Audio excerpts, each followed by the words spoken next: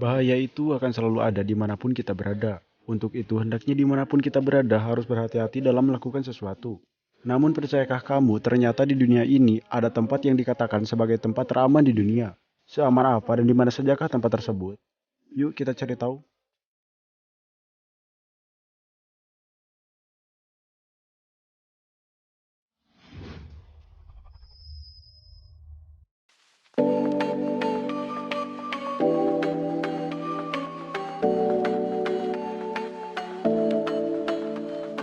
Di zaman abad pertengahan, bangunan ini berfungsi sebagai benteng. Seiring waktu, bangunan ini terus diperluas dan berubah fungsi.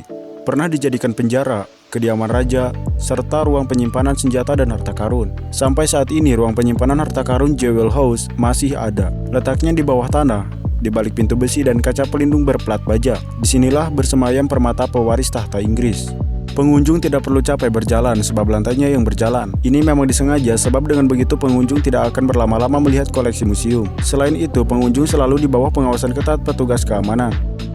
Benda-benda yang ada di sini memang bernilai tinggi. Sebut saja mahkota emas Edward, mahkota Kohinoor milik Ratu Elizabeth dengan berlian seberat 109 karat, dan tongkat kerajaan dengan bintang dari Afrika, berlian asahan terbesar di dunia.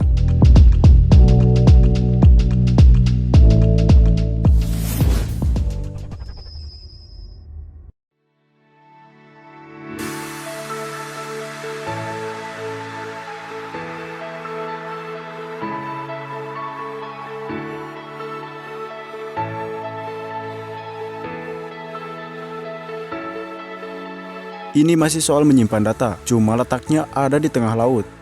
Perusahaan penyimpan data Hive & Co. mengamankan data-data sensitif milik banyak perusahaan di Sealand. Jika melihat gambarnya, terbayang bahwa yang dimaksud Sealand tidak lebih bangunan dok di tengah lautan.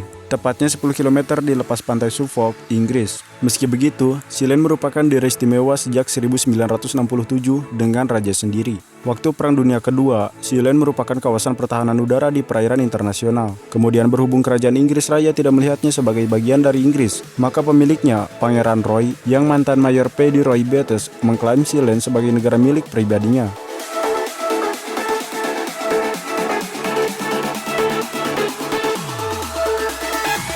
Tahun 1978, sejumlah orang Belanda yang bekerja untuk pedagang Jerman menculik putra Roy dan menguasai Sealand. Para penculik berhasil ditaklukkan dan ditangkap sebagai tahanan perang. Kerajaan Inggris Raya mencoba menolong membebaskan tahanan itu tapi gagal. Jerman lalu mengirim seorang duta besarnya ke Sealand untuk membebaskan para tahanan itu. Pangeran Roy mengartikan hal ini sebagai pengakuan nyata bahwa Sealand sebagai negara.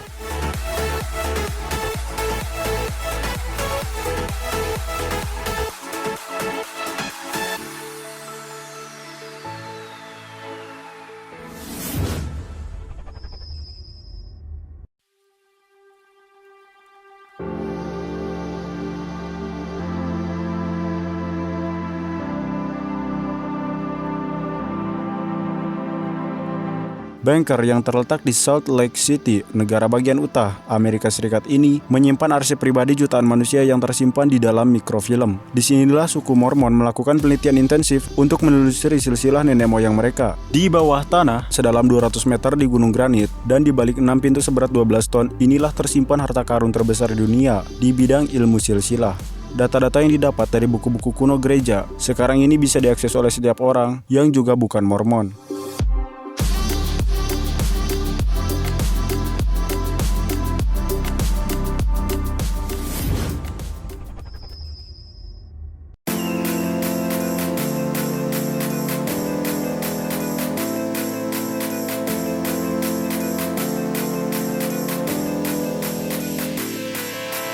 Mau parkir mobil dengan rasa aman yang terjamin? Datang saja ke Bold Lane Park Safe di Derby, Inggris. Tempat parkir ini memberikan lebih dari sekedar sistem keamanan sejak dioperasikan 15 tahun lalu. Tidak pernah ada tanda aksi vandalisme atau tindak kekerasan. Lahan parkir yang mampu menampung 400 mobil ini dilengkapi dengan sensor pendeteksi gerakan. Jika mobil bergeser sedikit saja, komputer sentral segera mengeluarkan bunyi alarm. Para petugas akan bergegas siaga untuk melihat apa yang terjadi. Sejumlah kamera mengirimkan setiap peristiwa di sana ke ruang pengawas. Di setiap pilar area parkir terdapat tombol alarm yang bisa ditekan pada saat ada pencurian mobil. Yang bisa masuk ke lahan parkir itu hanya pengendara mobil atau pejalan kaki yang dilengkapi dengan kartu parkir dengan kode batang atau barcode.